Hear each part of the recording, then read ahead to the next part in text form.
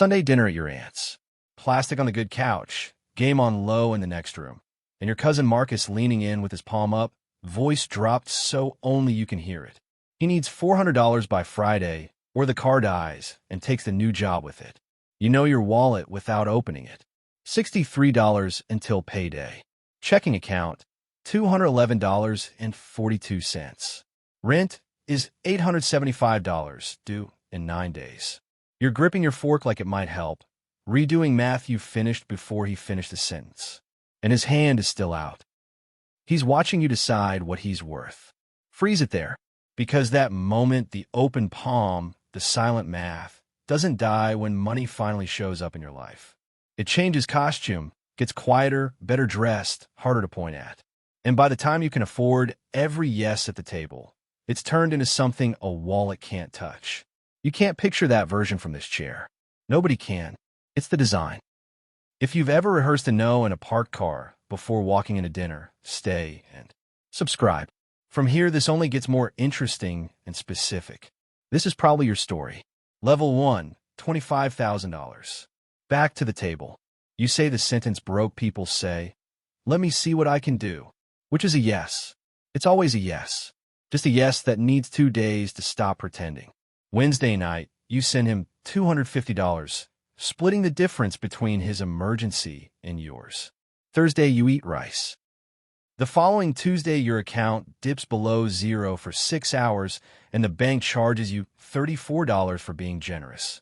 And if you'd said no, you'd have spent the week drafting apology texts you never sent, watched him ask someone else, felt relieved and demoted at the same time.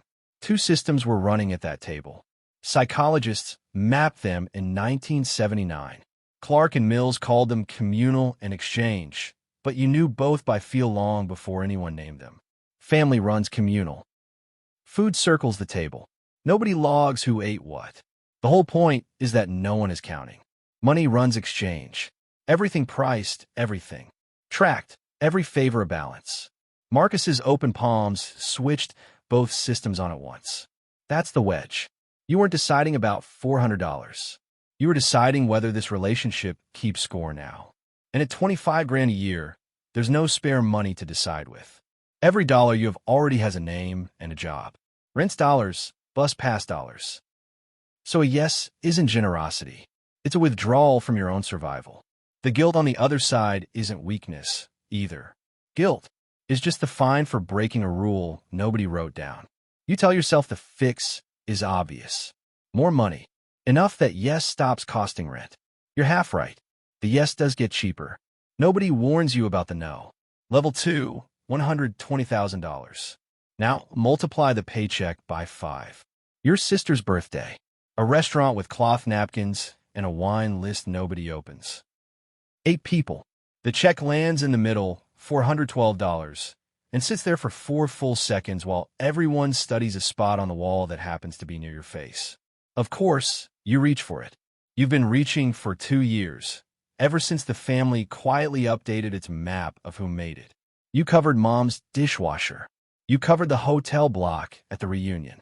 Last month, your sister needed $2,000 for a deposit and opened with, "I know you're doing well." So you sent it before dessert because the asking embarrassed you both. Neither of you has said the number out loud since. Nobody voted on any of this. There was no meeting. There's a researcher, Alan Fiske, who mapped how relationships run, and family mostly runs on a mode he called communal sharing. It has one silent rule. Resources flow from ability to need.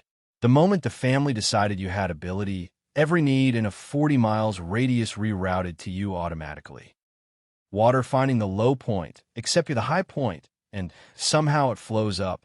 You also got a promotion nobody announced, the successful one. It's a job. No salary, no hours, no resignation process. Then the corrosive part starts.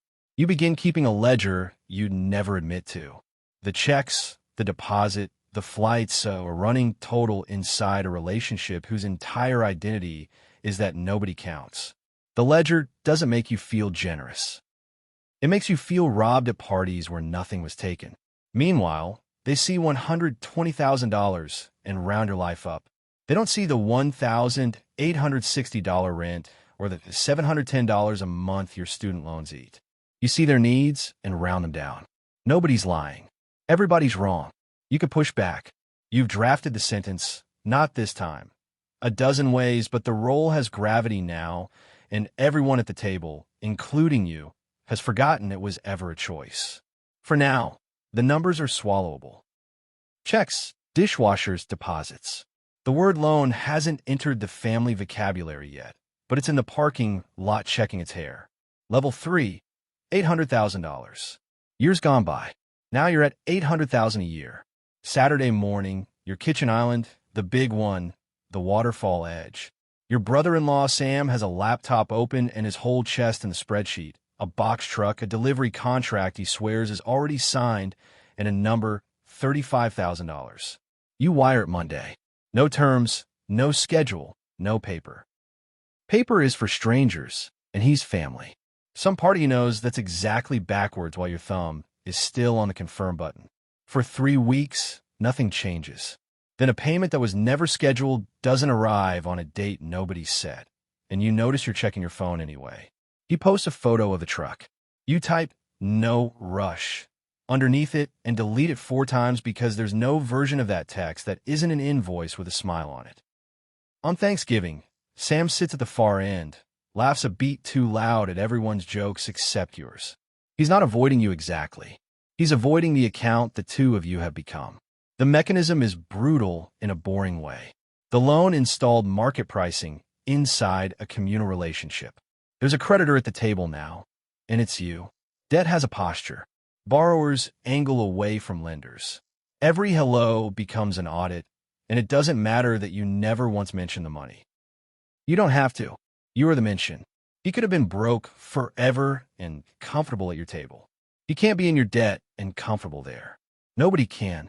18 months in, you text him 3 words, we're calling it even, and by Thanksgiving back for 35 grand. It mostly works, even as a word, and words don't delete ledgers. They archive them.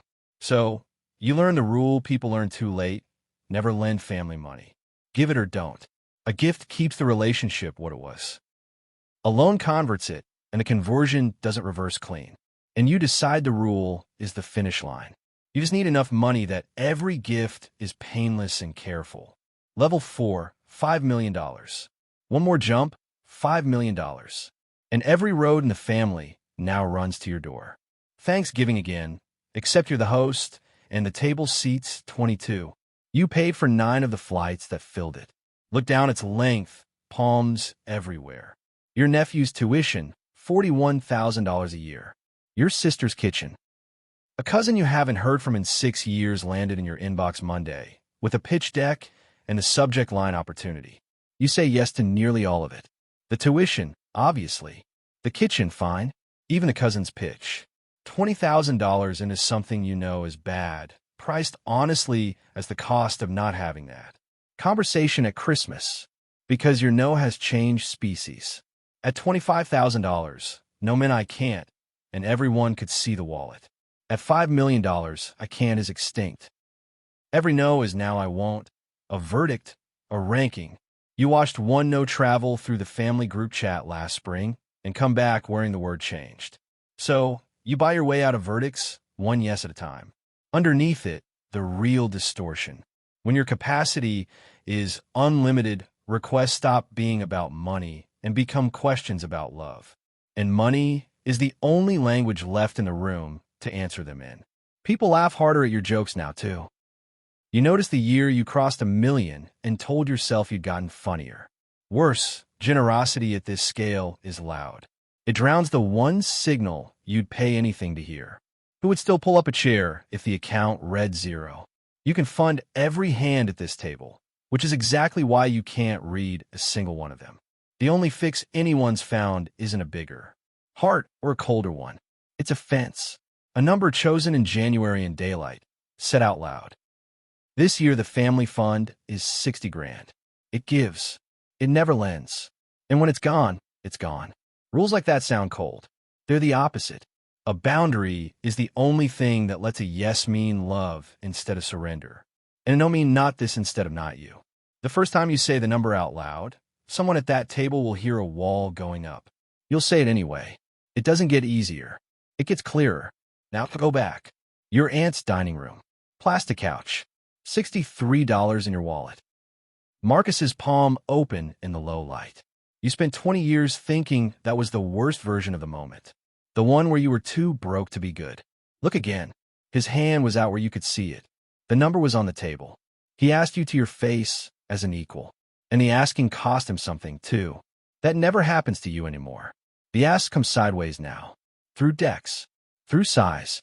Through tuition mentioned in passing. 22 hands within reach of your table. And the only one you could ever read all the way down is the one you froze at 20 years ago over a $400 transmission. He paid you back, by the way. The $250. $50 a week cash in envelopes until it was even. Then he never asked you for anything again. Not once. Not through 2 layoffs you heard about from his mother. You still haven't decided whether that was pride or whether those envelopes were him quietly closing an account you didn't know you'd opened. The outstretched hand was never the danger. It was the last honest thing anyone did with you and money in the same room.